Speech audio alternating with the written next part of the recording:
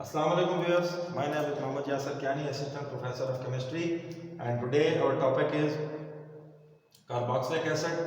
Carboxylic acid का आज हमने इंट्रोडक्शन लेना है। carboxylic acid क्या होते हैं? So the functional group C double bond O carbonyl group combined with OH group hydroxyl group is called as carboxylic acid.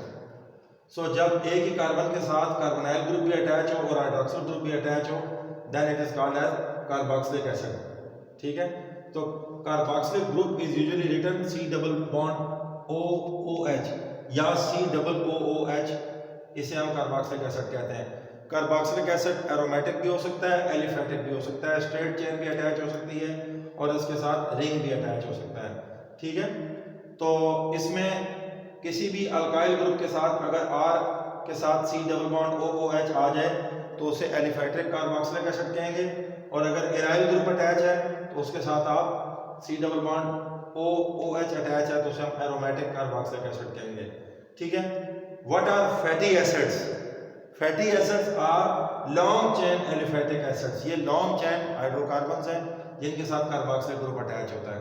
ठीक है, ये हमारे रोजमर्रा के फूड के अंदर शामिल होते हैं। आप इसे बायोकेमिस्ट्री के चैप्टर में इंशाल्लाह देखेंगे। इसके बाद नेक्स्ट हमारे पास आता है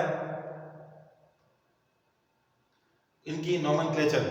नोमेनक्लेचर ऑफ कार्बोक्सिलिक एसिड में हम पढ़ेंगे कि इनके नाम के साथ ओइक एसिड आता है। ठीक है, क्योंकि कार्बोक्सिलिक एसिड एक टर्मिनल ग्रुप है, it is a terminal group. तो टर्मिनल ग्रुप में हमारे पास OH एंड पे आता है, वहां हम इसे OH कहेंगे। ठीक है, तो ये देखें हमारे पास एक कार्बोक्सिलिक ग्रुप है C डबल बॉन्ड OH, इसके साथ नेक्स्ट कार्बन अल्फा है, उससे नेक्स्ट बीटा कार्बन है, उससे नेक्स्ट गामा कार्बन है, उससे नेक्स्ट सिग्मा कार्बन है, उससे नेक्स्ट बीटा कार्बन है। खैर इतनी चीज़ों को आप ना वो करें। ठीक है, सिर्फ और सिर्फ आपने ये याद रखना है कि ये टर्मिनल ग्रुप है, इसमें एंड पे जो है वो कार्बोक्सिलिक ग्रुप मौजूद होता है। यहाँ से आपने नंबरिंग स्टार्ट करनी है। You have to start with the numbering containing carbonyl group.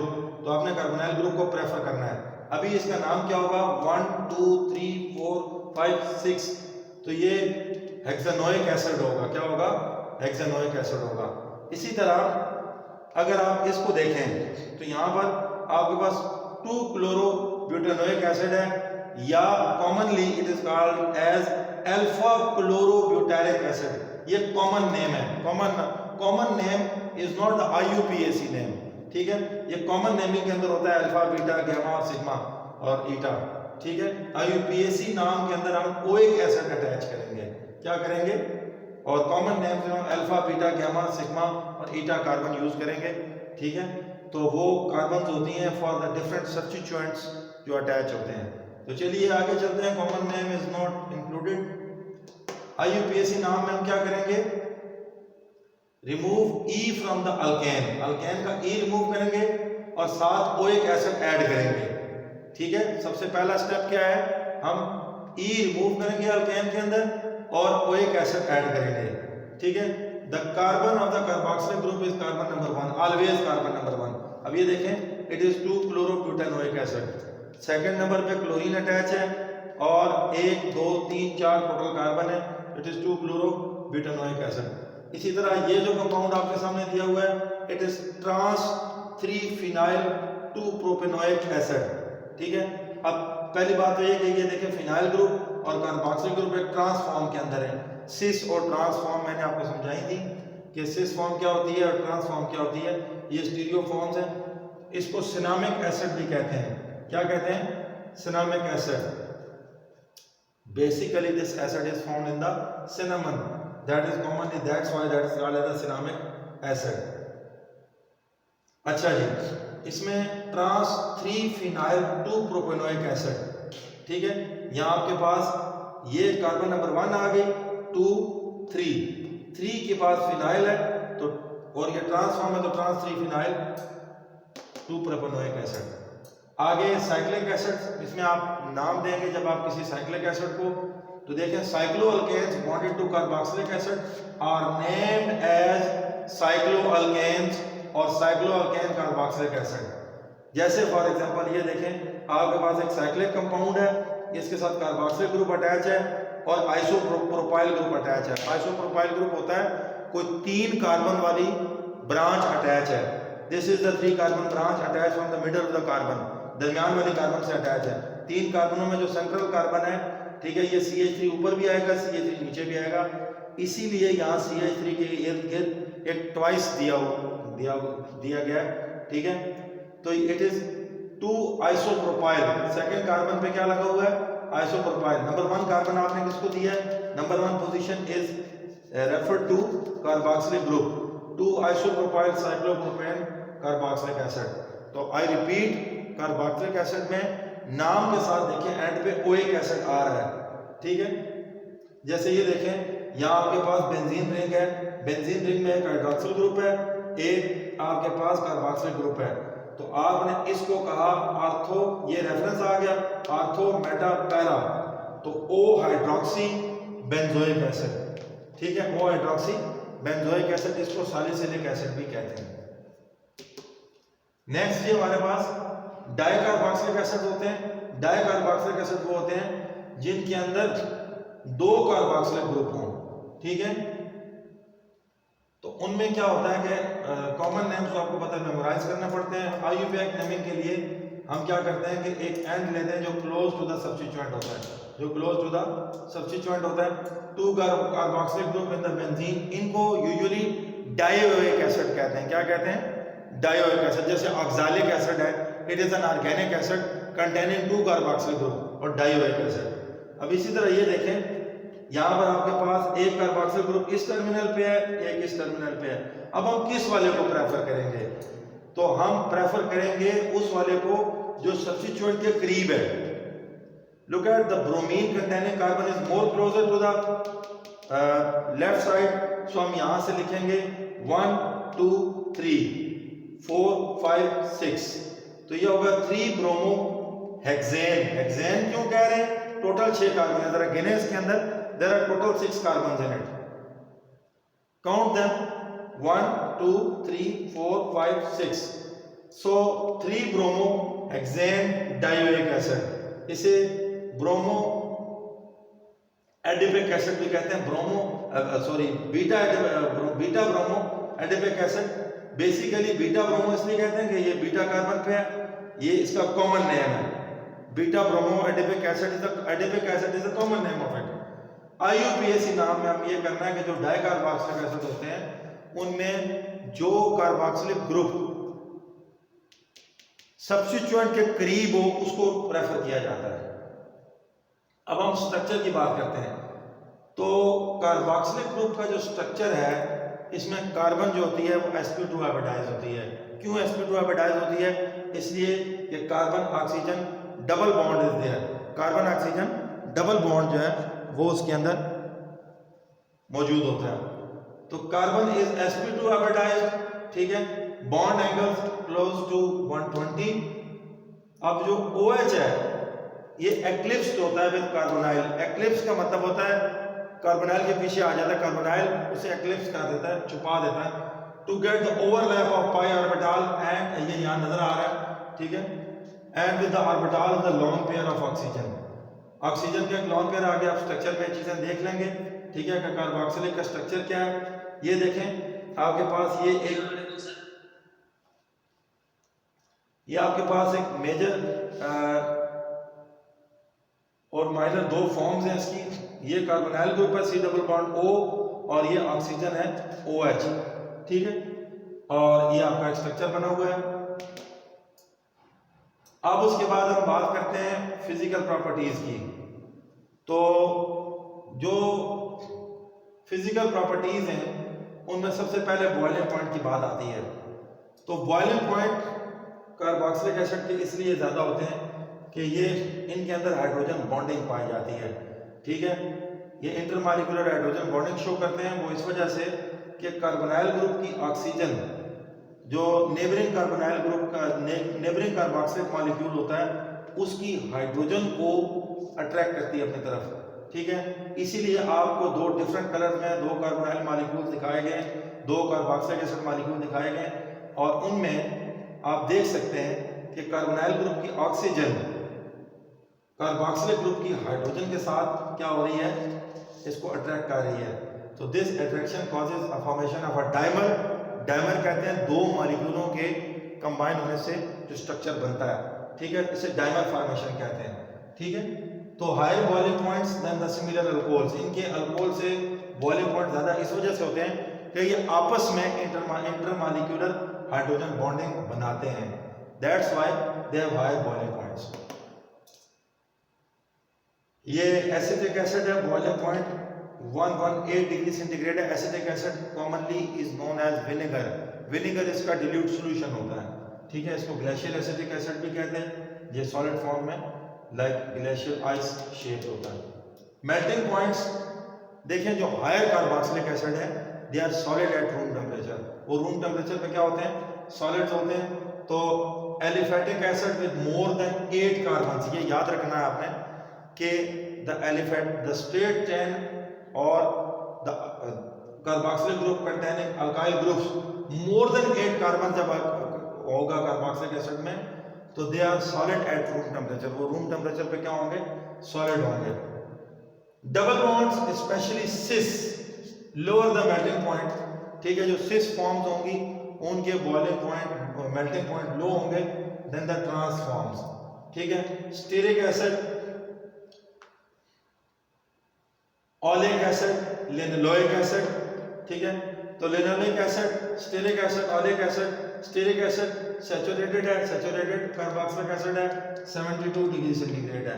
Oleic acid 1 cis double bond, इसमें एक डबल बॉन्ड मौजूद होता है। तो ये जो आपके पास सैचुरेटेड फैटी एसिड्स हैं जैसे स्टीरिक एसिड है, ठीक है, ये इसका बॉइलिंग पॉइंट हाई होगा।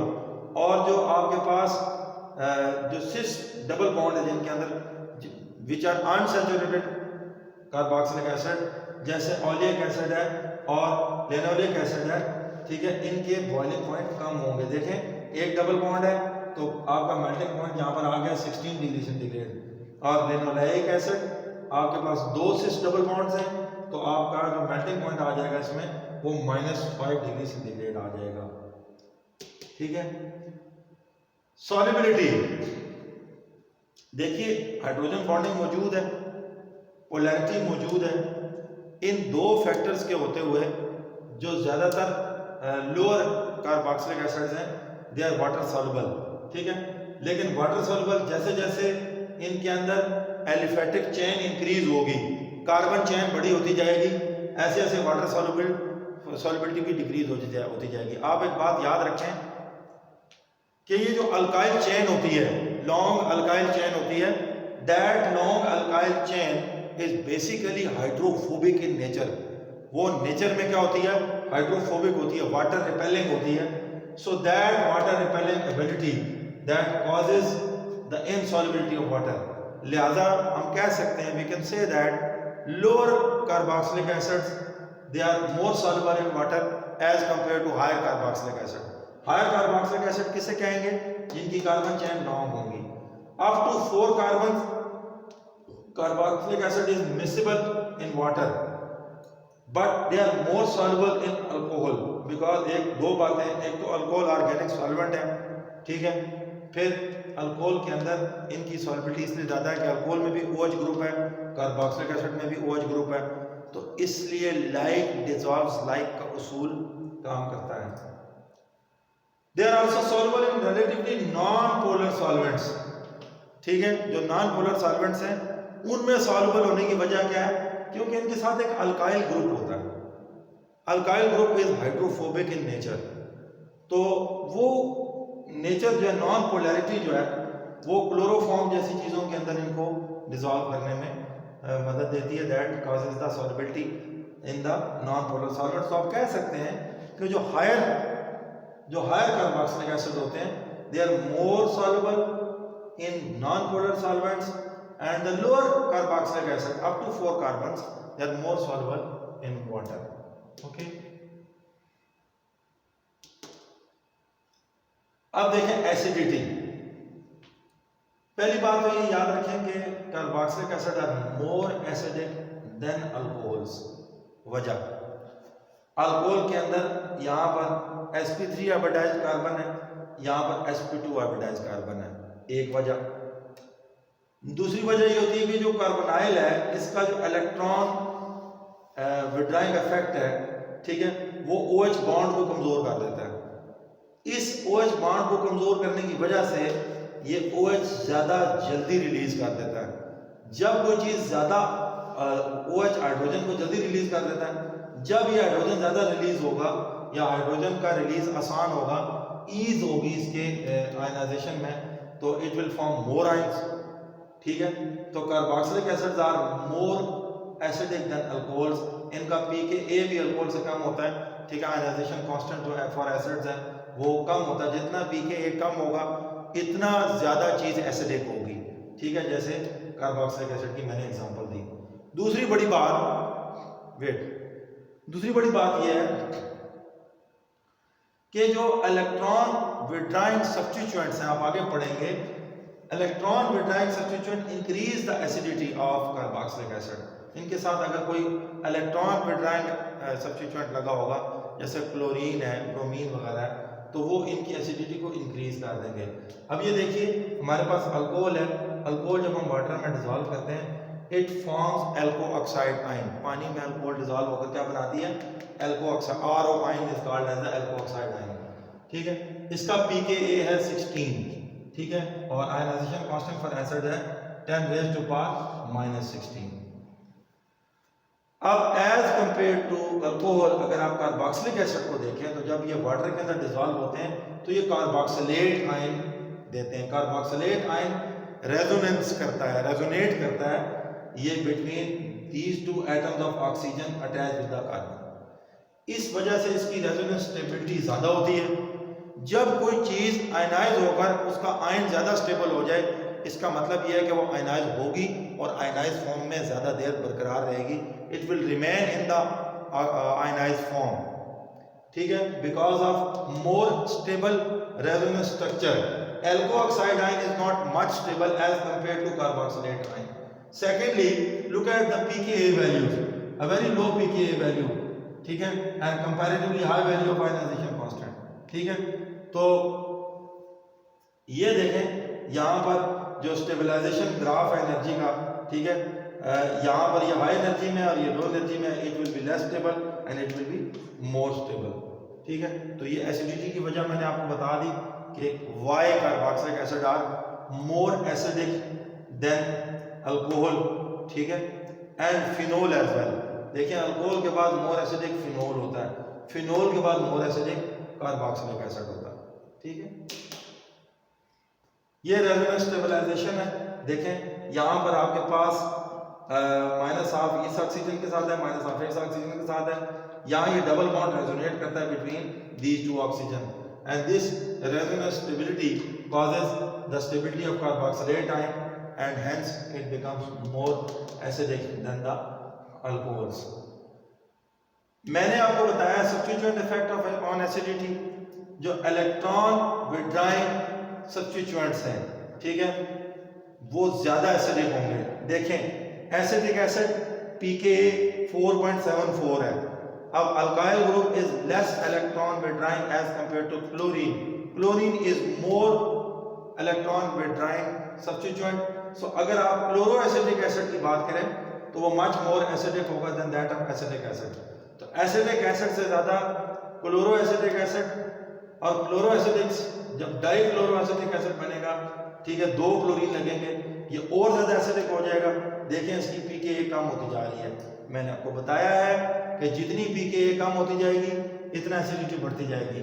तो acetic acid less acidic, chloro acetic acid more acidic, dichloroacetic acid even more acidic, and trichloroacetic acid is even much more acidic than that of all these acids. तो ये आपको arrow show कर रहा है ये stronger acid. Same trend can be seen in the aromatic carboxylic acid. Aromatic carboxylic acid में देखिए आपके पास p मेथॉक्सी ग्रुप है, ठीक है, पैरा मेथॉक्सी ग्रुप है, तो ये एक इलेक्ट्रॉन विड्राइंग ग्रुप है बट नॉट देन। फिर ये इससे आगे बेंजोइक एसिड है। फिर देखिए नाइट्रो ग्रुप है, nitro group is also electron withdrawing group. And look at the pKa that is going on decrease, ठीक है, इट इज डिक्रीजिंग। इसी तरह फिर आपके पास मेटा नाइट्रो से ज़्यादा पैरा नाइट्रो होगा, ठीक है, और सबसे ज़्यादा जो एसिडिक होगा वो ऑर्थो नाइट्रो होगा। जितना ये करीब होता जाएगा, ठीक है, ये इस पोजीशन के ऊपर इतना ये सब्स्टिट्यूएंट इफेक्ट डालेगा। तो वो सब्स्टिट्यूएंट जो इलेक्ट्रॉन विड्रॉ कर सकते हो, ठीक है, वो इलेक्ट्रॉन विड्रॉ कर देते हैं। उससे क्या होता है कि जो कार्बन होती है, ठीक है, ये मोर इलेक्ट्रोपॉजिटिव हो जाती है, ठीक है, एंड कार्बन इलेक्ट्रॉन को विड्रॉ करके हाइड्रोक्सिल ग्रुप के जो ऑक्सीजन हाइड्रोजन बॉन्ड है इसे वीक कर देती है। ये बॉन्ड फिर ब्रेक होता है और इससे हाइड्रोजन रिलीज हो जाती है, ठीक है। फिर कार्बन रेजोनेट करता है इन दो ऑक्सीजन्स के साथ, डबल बॉन्ड रेजोनेट करता है, ठीक है, and that resonance basically causes the stabilization of the ion form after the discharge of OH group, after the discharge of hydrogen और प्रोटॉन, ठीक है जी। तो सब्स्टिट्यूएंट की बात आ गई। The more electron withdrawing group attached with the carbonyl of the carbon, more will be the acid, more acidic will be the carboxylic acid, इतना ज़्यादा एसिडिक होगा, ठीक है जी। आगे हम चलते हैं next, salts of carboxylic acid. अच्छा, अब कार्बोक्सिलिक एसिड बेसिकली एक एसिड है। जब ये किसी बेस से रिएक्ट करेगा तो वही होगा जो एसिड बेस रिएक्शन होता है, वही होगा जो एसिड बेस रिएक्शन होता है। एसिड बेस रिएक्शन में कार्बोक्सिलिक एसिड कंबाइन करेगा बेस से और उससे कॉरस्पॉन्डिंग साल्ट और वाटर बनेगा। This is called as a neutralization reaction, ठीक है। तो ये याद रखिए कि कार्बोक्सिलिक एसिड एक वीक एसिड है।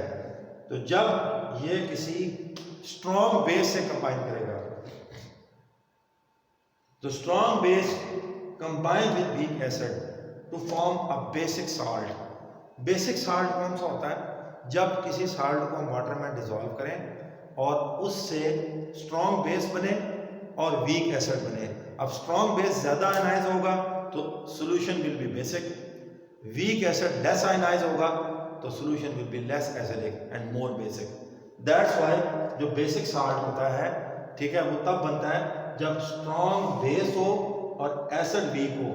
अगर एसिड स्ट्रॉन्ग होगा और बेस वीक होगा तो सॉल्यूशन जो है जब आप बनाएंगे, पहली बात जो साल्ट बनेगा वो एसिडिक होगा, जैसे अमोनियम क्लोराइड है, ये एसिडिक साल्ट है। जब आप पानी में डिसॉल्व करते हैं HCl बनता है, अमोनियम हाइड्रोक्साइड बनता है। अमोनियम हाइड्रोक्साइड इतना ज़्यादा आयनाइज नहीं होता, इसीलिए वो वीक बेस है, और HCl ज़्यादा आयनाइज होता है, इसीलिए वो स्ट्रॉन्ग एसिड है। तो फिर सॉल्यूशन आपका क्या हो जाएगा, उसकी pH एसिडिक हो जाएगी। यहाँ उल्टा काम होगा, इधर चूंकि एसिड वीक है, बेस स्ट्रॉन्ग है, लिहाजा जब आपके पास साल्ट बनेगा तो ये साल्ट कहलाएगा बेसिक साल्ट, क्योंकि जो चीज़ स्ट्रॉन्ग होती है वो अपना साल्ट बनाती है। तो इस साल्ट को जब आप पानी में डिसॉल्व करेंगे तो एसिडिक एसिड बनेगा जो लेस आयनाइज होगा, और सोडियम हाइड्रोक्साइड बनेगा जो मोर आयनाइज होगा। दैट्स व्हाई ये आपके पास कार्बोक्सिलिक एसिड का साल्ट है। नेक्स्ट जो है नेमिंग ऑफ एसिडिक साल्ट, इसको छोड़ दें। प्रॉपर्टीज ऑफ एसिड साल्ट्स, इसे भी छोड़ दें।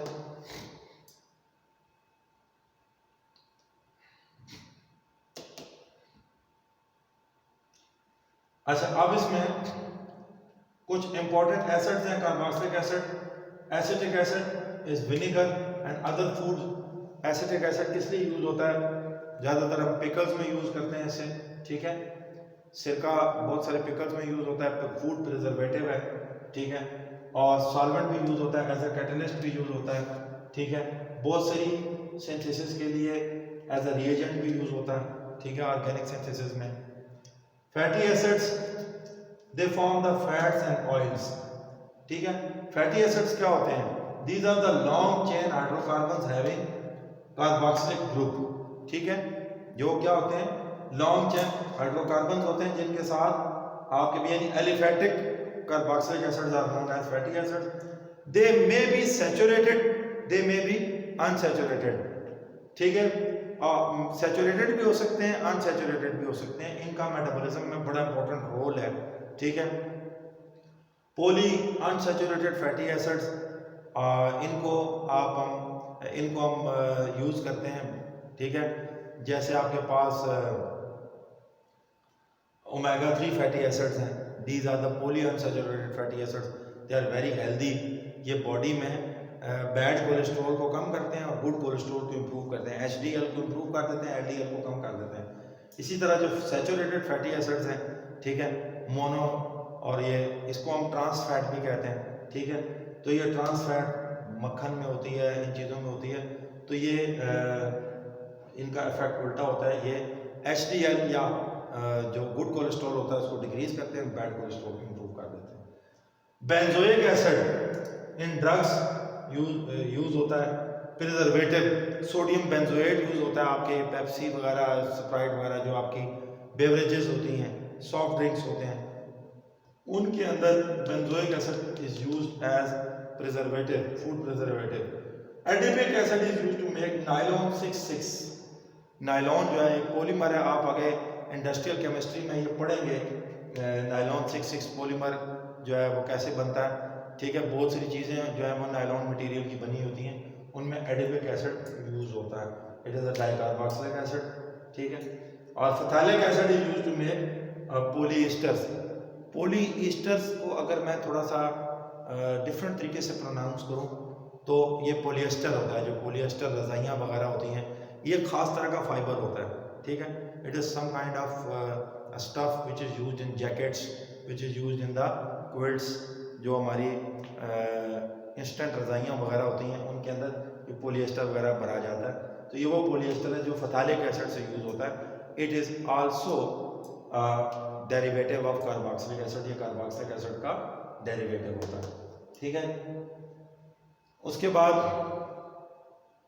IR स्पेक्ट्रोस्कोपी को छोड़ दें, ये आपके सिलेबस में नहीं है। NMR UV स्पेक्ट्रोस्कोपी भी आप इसमें नहीं है, ठीक है।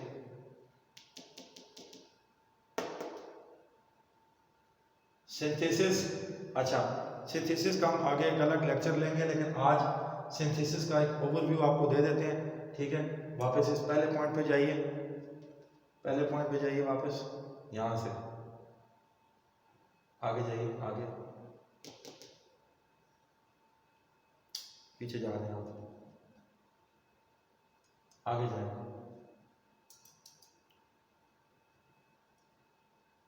और आगे जाए।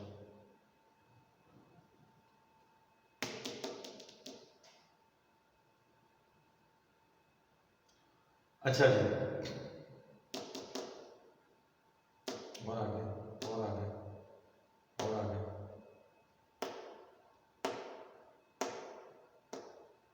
ये पहला पॉइंट आता है ऑक्सीडेशन ऑफ प्राइमरी अल्कोहल्स, ठीक है।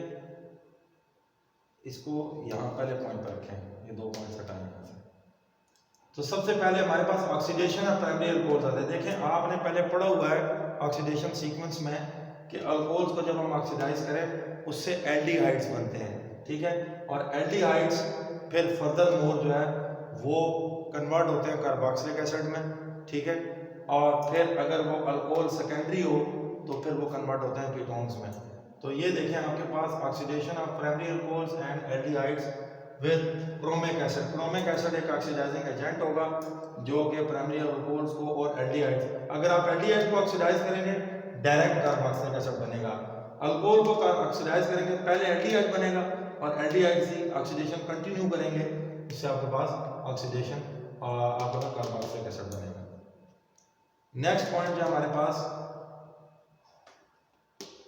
वो cleavage of alkyne with the hot केमोनोफोर produces carboxylic acid, ठीक है। जो अल्कीन्स हैं, डबल बॉन्ड वाले हाइड्रोकार्बन्स हैं, उनसे भी ये बनता है, ठीक है। That is can also be synthesized, ठीक है। उसमें केमोनोफोर जो है वो बुनियादी तौर पर उसको पहले पॉली हाइड्रोक्सिल कंपाउंड में तब्दील करेगा एंड देन फर्दर जो है वो उसमें से वाटर लॉस होगा, that will turn into a carboxylic acid. इसके अलावा अल्काइल बेंजीन जो होती है, क्लोरोबेंजीन, मिथाइल बेंजीन जिसे आप टालवीन कहते हैं, ठीक है। तो ये इसको आप कार्बोक्सिलिक यानी इसकी जो साइड चेन है अल्काइल चेन जो है उसको आप ऑक्सीडाइज कर सकते हैं इनटू बेंजोइक एसिड, ठीक है, बाय हॉट केमोनोफोर और हॉट क्रोमिक एसिड, ठीक है। ये हम सिंथेसिस का एक अलग लेक्चर लेंगे। इसके अलावा ग्रिग्नार्ड सिंथेसिस है। ग्रिग्नार्ड रिएजेंट बैक जाइए। ग्रिग्नार्ड रिएजेंट जो है वो जब कार्बोक्सिलिक एसिड के साथ रिएक्ट करती है उससे ये रिएक्शन आपने पहले पढ़ा हुआ है। Grignard reagent combined with carboxylic with carbon dioxide to form Grignard carboxylate and वो फिर आगे जाके एक कॉरेस्पॉन्डिंग कार्बोक्सिलिक एसिड में तब्दील हो जाता है। ये रिएक्शन आप पहले पढ़ चुके होंगे। नेक्स्ट जो है, जो ये समरी है, ठीक है। उसके बाद हाइड्रोलिसिस ऑफ नाइट्राइल्स, ठीक है। अब आप ये देखें, तो आपके पास ब्रोमो साइक्लोहेक्सेन है, इसके साथ जब आप सोडियम साइनाइड को ट्रीट करते हैं तो इससे आपके पास नाइट्राइल आपके पास हासिल हो जाता है, ठीक है। तो ये जो नाइट्राइल ग्रुप है, ये यहाँ पर भी साइड चेन ऑक्सीडेशन ही हो रही है। तो ये नाइट्राइल ग्रुप जो कार्बन ट्रिपल बॉन्ड नाइट्रोजन है, ये रिमूव होती है और that turns into a carboxylic group, ठीक है। ये नाइट्राइल्स की हाइड्रोलिसिस कहलाती है, ठीक है। पहले आप अल्काइल बेंजीन या अल्काइल साइक्लिक कंपाउंड लेंगे, ठीक है। दैट डजंट मेक डिफरेंस अगर आपके पास साइक्लोहेक्सेन है या बेंजीन है, ठीक है। उसको पहले आप सोडियम साइनाइड से ट्रीट करके, तो पहले आप उसके साथ उसका कॉरेस्पॉन्डिंग साइनाइड बनाएंगे या नाइट्राइल, और नाइट्राइल को फिर आप हाइड्रोलाइज करेंगे। उसके बाद नेक्स्ट जो है कार्बोक्सिलिक एसिड डेरिवेटिव्स हैं।